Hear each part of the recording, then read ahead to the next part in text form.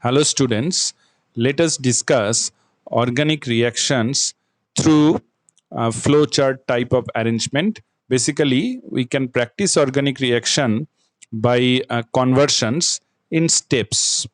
Let us find the reactions. First of all, starting from CH4. Here we can convert CH4 to CH3OH methanol, and for that we can heat in presence of copper at 250 degrees Celsius and around 100 atmospheres, so that it will be oxidized. So here it should be in presence of oxygen to convert into alcohol. Now this methanol can be converted into aldehyde. Uh, Rather, it can be converted to carboxylic acid on strong oxidation. But if we use mild oxidizing agent like PCC in presence of CH2Cl2, we can prepare aldehyde, and then on strong oxidation by using acidified dichromate or alkaline KMnO4, we can get carboxylic acid. Then when particularly methanoic acid is heated strongly, dehydrogenation takes place from two molecules of the methanoic acid, so that we can get oxalic acid. So it is heated at around 180 degrees Celsius to get oxalic acid. Now, to get chloroform from methane, here three hydrogen atoms are being substituted with chlorine. That can be done by photochemical substitution, rather halogenation reaction. For that, 3 moles of chlorines are required. And now from this chloroform, we can get ethane when we heat this chloroform in presence of metallic silver. 6 moles of metallic silver combines with 2 moles of chloroform to give us ethane. Then say here from methane to chloromethane, we can perform the photochemical substitution reaction. For that, 1 mole chlorine is sufficient. Then this chlorine can be substituted with iodine. There is a specific reaction called Schwarz reaction, where this this is Finkelstein reaction, where this methyl chloride is treated with sodium iodide in presence of dry acetone. So here chlorine or bromine is being substituted with iodine. Now this iodomethane can be converted to ethane by this Wurtz reaction when treated with sodium in presence of dry ether. And again, photochemical substitution we can perform to get chloroethane. And then from chloroethane, if we want to prepare this, if we want to bring this isocyanide group, that means ethyl isocyanide, if we want to prepare, for that the reagent used is AgCN, AgCN being more covalent. So the product, when the substitution takes place, nitrogen carbon is combining with nitrogen, giving rise the isocyanide. Now on hydrogenation, this isocyanide can be converted to this 2-degree amine. That means simple hydrogenation can gives rise this 2-degree amine. Now again from this chloroethane, if we want to substitute the chlorine with nitrite group, then we require to use potassium nitrite.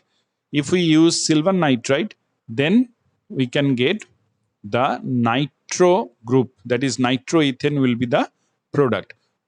This can be found in next slide also, next reaction also. Here you can see that if we want to bring nitro group replacing the chlorine, we have to use silver nitrite. Now next, this nitro group can be converted to amine on reduction. For that, the reducing agent can be used catalytic hydrogenation, that is hydrogen in presence of nickel or palladium, platinum, or it can be done by using metal in presence of acid like iron, or tin in presence of HCl. So hydrogen nickel can be used. Now this primary amine is being converted to alcohol. For that, we can perform diazotization, but here for aliphatic amine, diazotization does not give rise stable diazonium compound. It is being converted to alcohol. Only the aromatic primary amine gives stable diazonium salt. So what is the reagent here we can use? It can be nitrous acid that can be found from NaNO2 and concentrate HCl, and here the temperature is kept low. Now let us find the reagent for conversion of this alcohol into aldehyde. So we can oxidize. For that again we can perform, I mean we can use mild oxidizing agent, because on using strong oxidizing agent like dichromate and acid or alkaline KMnO4 gives rise carboxylic acid. So therefore we can use PCC in presence of uh, dichloromethane. Even we can heat this primary alcohol in presence of metallic copper or silver at around 300 degree Celsius.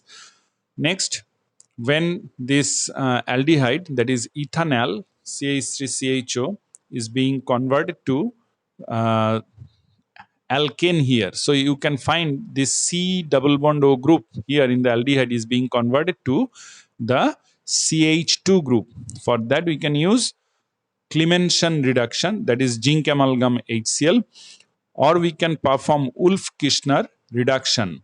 So here I have shown you the Wolff-Kishner reduction, where initially hydrazine is used, followed by treatment with KOH in presence of ethylene glycol. So it is giving alkane again from the aldehyde. Now this alcohol can be dehydrated to form alkene. For that we can use concentrate sulfuric acid in presence of at around 170 degrees Celsius. Also we can use other reagent like aluminum oxide when it is heated at around 300 degrees Celsius.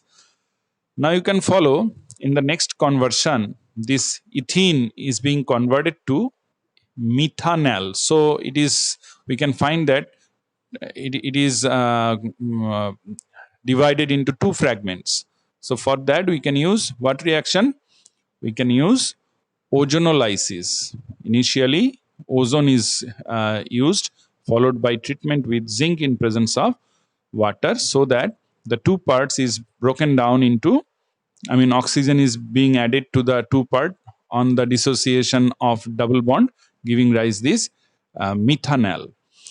Now students, can you predict the next reaction?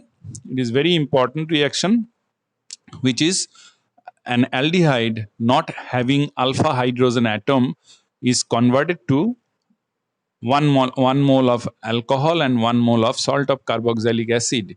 Yes, it is Cannizzaro reaction, and for that we can use concentrate alkali like 50% aqueous NaOH. So let us find next. Now again starting from this chloroethane, as it was in the previous slide. Now here the Cl is being replaced with cyanide. So all of we know that it can be done by using KCN. Okay, so if AgCN is used, it gives rise isocyanide. KCN gives rise cyanide.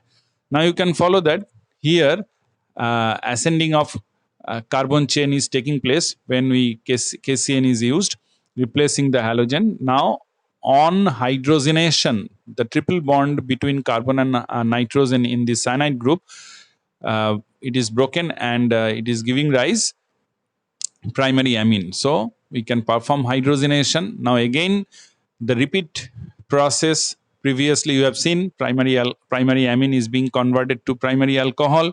It can be done by using nitrous acid, that can be Uh, for that, we can use NaNO2 and dilute HCl to get the primary alcohol. Now, again, the alcohol can be converted to aldehyde. So, for that, mild oxidizing agent can be used, PCC, or we can use metal like copper and silver at around 300 degrees Celsius. Now, you follow that in the next conversion, this aldehyde group is being converted to, can you predict what is that compound?